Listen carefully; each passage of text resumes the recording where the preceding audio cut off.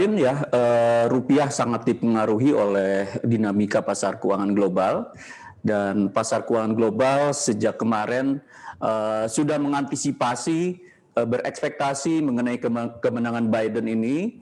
Walaupun hari ini pertarungan masih berlangsung, kita belum bisa mengatakan siapa yang menang, tetapi dari kemarin memang kelihatan pasar keuangan dari pelaku offshore maupun domestik sudah mengantisipasi sehingga berdampak pada turunnya kurs NDF di offshore dari 14.800 ke 14.000 tadi pagi ke bahkan ke 14.510 di sisi bidnya, sehingga ini yang sebetulnya mendorong euforia dan sejak kemarin banyak bank juga yang melakukan membuilding short position mengantisipasi mengenai kemenangan Biden ini.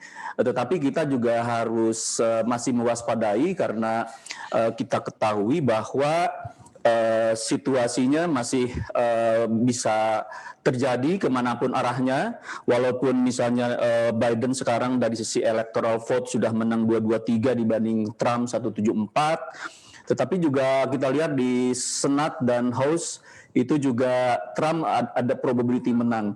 Dan ini yang terus kita pantau, karena swing bisa saja terjadi, tetapi tentunya kita berharap pemenangnya nanti akan lebih memberikan kepastian ke pasar keuangan global, termasuk ke pasar keuangan emerging market, termasuk rupiah.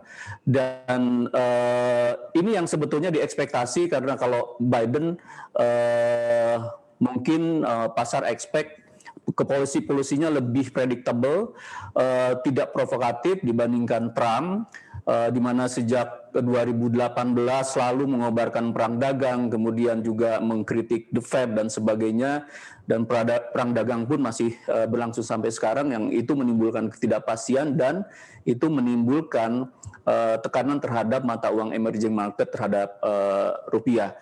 Jadi kita masih harus menunggu,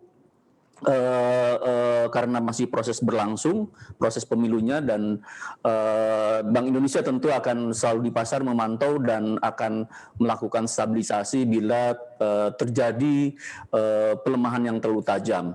Demikian, Mbak Lin. Tapi begini, apa yang terjadi sekarang adalah merupakan faktor sentimen, ya. Faktor sentimen terhadap pemilu AS yang sebetulnya tidak ada kaitannya dengan rupiah.